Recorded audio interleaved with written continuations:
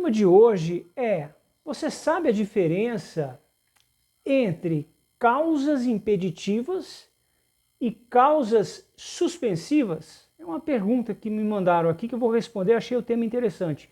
Pessoal, quando a gente fala desses dois temas, a gente está falando de direito da família, tá?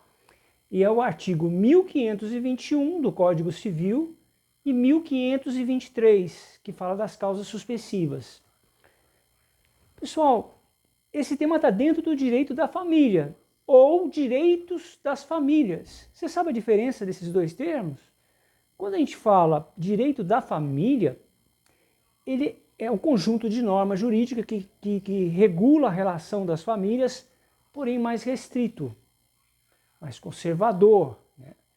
Direito das famílias é um conceito mais moderno, que se adequa às novas configurações, às novas formações de famílias modernas. E o direito sempre está atualizando, né? Famílias homoafetivas, monoparentais e etc. Que não é o tema do vídeo de hoje. O vídeo é a diferença entre causas impeditivas e causas suspensivas do casamento. Vamos lá, pessoal. Embora esse termo possa parecer complicado à primeira vista, aqui eu vou simplificar, tá? Que não é nada complicado.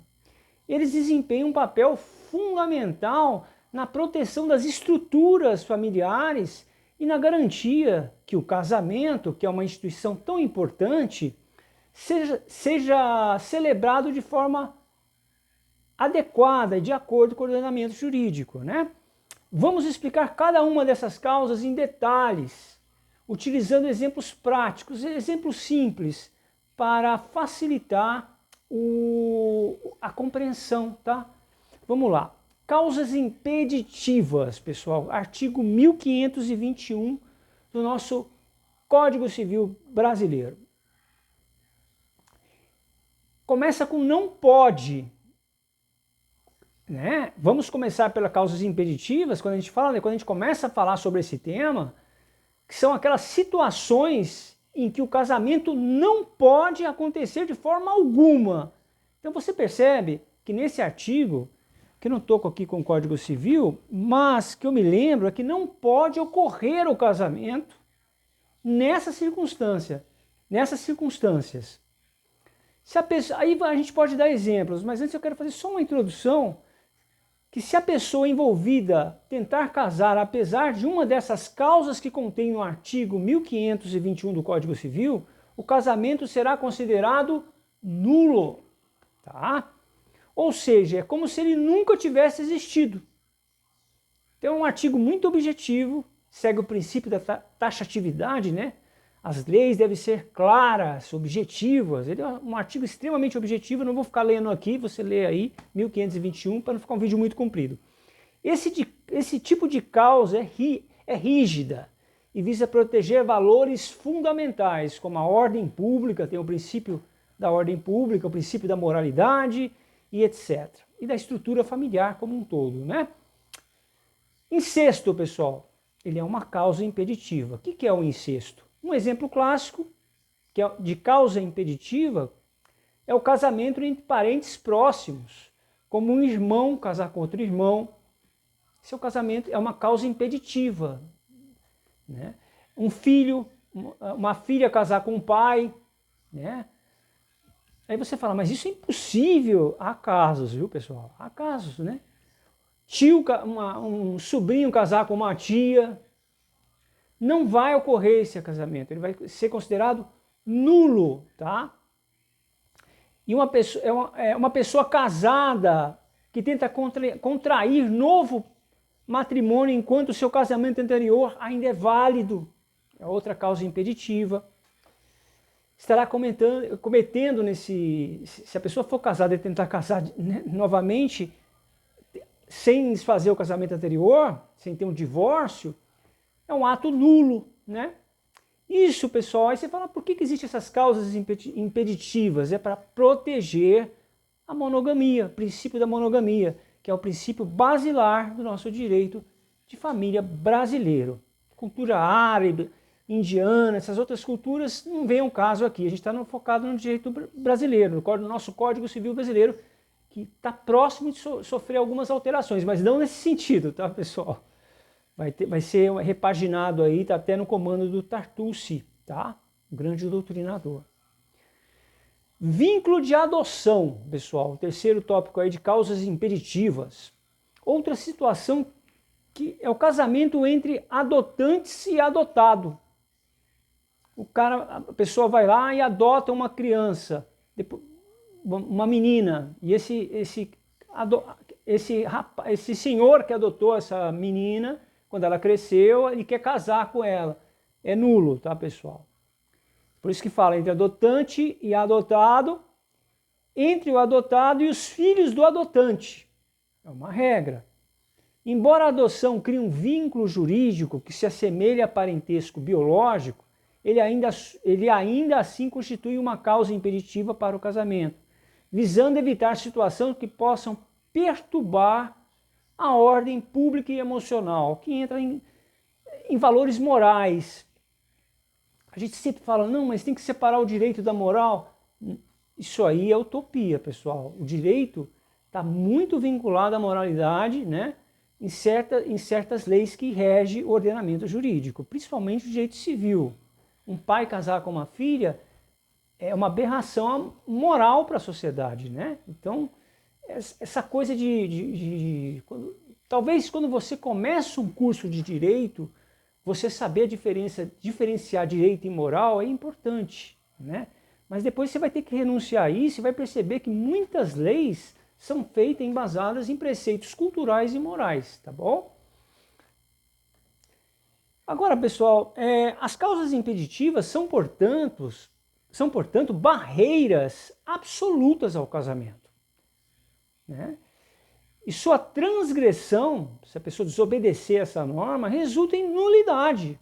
O que significa nulidade? Que o casamento não tem qualquer validade jurídica, tá? O cônjuge não tem dever nem obrigação com o outro, porque não tem nenhuma validade jurídica, tá bom?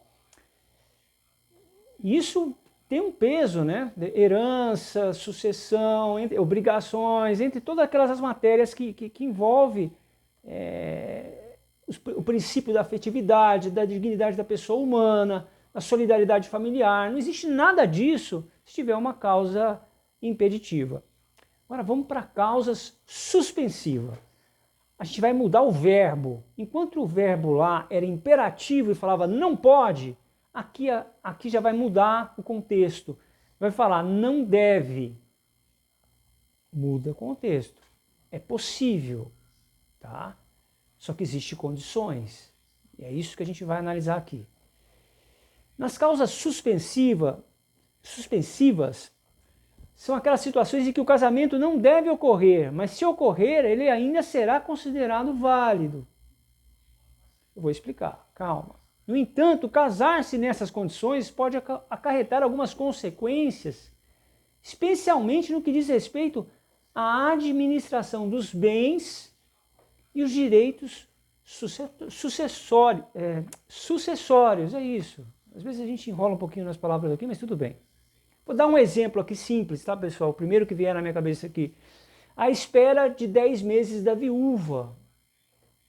O artigo começa falando da viúva, do viúvo e da viúva. Vou falar da viúva.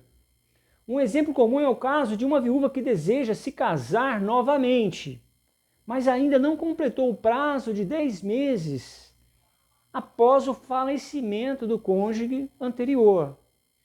A razão para essa causa suspensiva é clara, pessoal. É evitar dúvidas sobre a paternidade de um possível filho que possa nascer nesse período. Se o casamento ocorrer antes do prazo, ele será válido, mas a mulher poderá enfrentar complicações como a necessidade de apresentar provas para esclarecer a paternidade de um eventual registro de nascimento. Vamos dar um outro exemplo. Administração dos bens dos filhos. Outro exemplo de causa suspensiva é quando uma pessoa deseja se casar sem ter feito o inventário dos bens do cônjuge falecido em relação aos filhos do casamento anterior. Ela não fez o inventário ainda. Vamos dar um exemplo de uma mulher. o marido morreu, ela não fez o inventário ainda e quer se casar. Ela vai ter uma causa suspensiva. O casamento vai ser válido, mas ela vai ter que resolver essa situação. O objetivo aqui é proteger o direito dos filhos do casamento anterior, garantindo que o novo casamento dessa viúva não prejudique a correta administração da divisão do patrimônio. Se o casamento ocorrer sem que o inventário tenha sido realizado, ele será válido. Olha que interessante. Mas o novo cônjuge não poderá administrar os bens dos filhos até que a situação seja resolvida. Você percebe que a causa suspensiva, em tese, se você analisar, ela é bem focada em administração de bens, né? Para que não ocorra injustiça, não misture as circunstâncias e situações, para que uma se resolva primeiro, faça o inventário, tudo direitinho, passou aquele prazo, a viúva casa novamente, mas já resolveu uma situação passada, para não virar uma bagunça. Tá?